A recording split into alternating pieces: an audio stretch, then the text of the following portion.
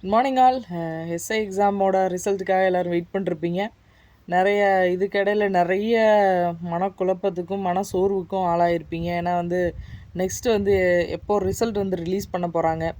Already release பண்ண ரிசல்ட்டை வேறு கேன்சல் பண்ணிட்டாங்க. பழைய ரிசல்ட்டில் இருந்தவங்க புது ரிசல்ட்டில் வர முடியுமா, இல்லை புதுசாக வரவங்க புது ரிசல்ட்டில் நம்ம ரிஜிஸ்ட்ரேஷன் நம்பர் வருமா, நம்ம பாஸ் ஆகிருப்போமான்ற குழப்பம். அது இல்லாமல் மார்ச்சில் தான் அதாவது இந்த கேஸ் நடக்கிற விஷயத்தோட ஜட்ஜ்மெண்ட் வரப்போகுது. அதுக்கான சிந்தனைகளும் இருக்கும். ஏன்னா மார்ச்சில் ஃபைனல் ஜட்ஜ்மெண்ட் கொடுப்பாங்களா, அதர்வைஸ் அதுக்கப்புறமும் போஸ்ட்பான் ஆகுமா அப்படிங்கிற மாதிரி குழப்பம் இருக்கும். அதுக்கப்புறம் மார்ச்சுக்கு அப்புறமும் ஜட்ஜ்மெண்ட் கொடுத்து ஒருவேளை ரிசல்ட் ரிலீஸ் பண்ணாலும் நெக்ஸ்ட்டு எலெக்ஷன்ஸ் வருது, அதனால் ஃபிசிக்கல் நடக்குமா, ஃபிசிக்கலுக்கு நம்ம ரெடி பண்ணுறதா இல்லை ப்ரிப்பேர் ஆகிறதா வேணாமா, இல்லை நம்ம கன்ஃபார்மாக பாஸ் ஆகுமான்னு தெரிஞ்சுக்கிட்டு ப்ரிப்பேர் ஆகுமா, இல்லை எப்போ ஜட்ஜ்மெண்ட் வரும், இல்லை அதுக்கப்புறம் ஜட்ஜ்மெண்ட் வந்ததுக்கப்புறம் எப்போ ரிசல்ட் ரிலீஸ் பண்ணுவாங்க, அடுத்து ஃபிசிக்கல் எப்போ நடக்க போகுது, இது எல்லா ப்ராசஸும் முடிஞ்சதுக்கப்புறம் எலெக்ஷன் இடையில வருது. இதெல்லாம் முடிஞ்சதுக்கப்புறம் மேபி இன்டர்வியூ எப்போ நடக்கும், அடுத்தது எப்போது நம்ம ட்ரைனிங் ஜாயின் பண்ணோம், எப்போ போஸ்டிங் கிடைக்குன்ற பல குழப்பத்துக்கும் பல கேள்விகளுக்கும் நீங்கள் உங்கள் உங்களுக்குள்ளேயே நிறைய கேள்விகள் இருக்கும். உங்கள் பார்ட்டு படிக்கிறது, நல்லபடியாக எக்ஸாம் எழுதுறது, அந்த பார்ட்டை நீங்கள் நல்லபடியாக முடிச்சிருக்கீங்க. அது முடிஞ்சிருச்சு. நீங்கள் நல்லபடியாக முடித்தாலும் முடிக்கலைனாலும் அந்த பார்ட் அது முடிஞ்சிருச்சு. அதனால் இதுக்கு அடுத்து வர ப்ராசஸை நினச்சி ரொம்ப குழப்பிக்காதீங்க. அடுத்து என்ன வரும் வராதான்னு நிறைய கமெண்ட் படிக்கிறேன். ரொம்ப ரொம்ப டிப்ரெஸ்டு ஸ்டேஜில் இருக்கீங்க. ஏன்னா மேபி இது லாஸ்ட் அட்டம்ப்டாக இருக்கலாம், இல்லைனா உங்கள் ஃபேமிலி உங்களை நம்பி இருக்க மாதிரி சொல்கிறீங்க. நிறைய ஃபேமிலிஸ் அந்த மாதிரி தான். நம்ம வேலைக்கு ட்ரை பண்ணுறதே, ஒரு மிடில் கிளாஸ் ஃபேமிலியில் வேலைக்கு ட்ரை பண்ணுறதே அவங்களோட ஃபேமிலிக்காக தான். அது எல்லாமே அண்டர்ஸ்டாண்ட் பண்ண முடியுது. ஆனால் இது உங்கள் கையில் இல்லை. உங்களால் ஒரு விஷயம் தப்பாக போகலை, தப்பாக நடக்கலை, டிலே ஆகலை, எதுவுமே பண்ணல, எதுவுமே நடக்கலை. உங்களை சார்ந்து இந்த விஷயம் எதுவுமே நடக்கலை. இது எல்லாமே உங்களை மீறின விஷயம், உங்கள் கண்ட்ரோலில் இல்லாத விஷயம்.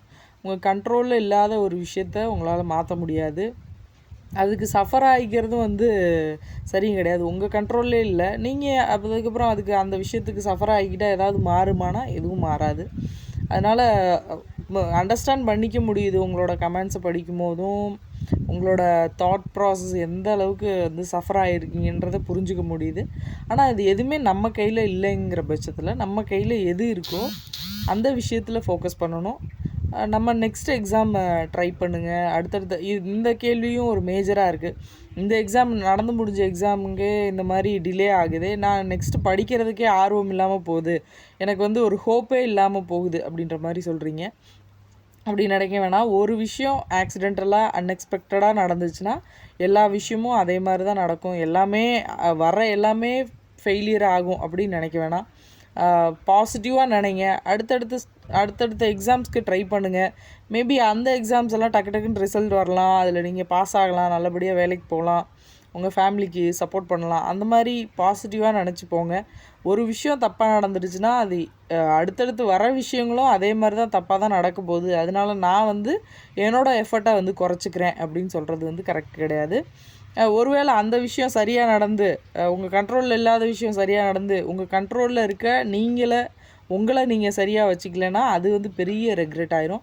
அதனால் நீங்கள் உங்கள் உங்களுக்கு கரெக்டாக இருங்க. நம்ம கரெக்டாக தான் படிக்கிறோம், நம்ம கரெக்டாக தான் சரியான பாதையில் தான் போயிட்டுருக்கோம் அப்படின்னு நினைங்க. பாசிட்டிவாக திங்க் பண்ணுங்கள்.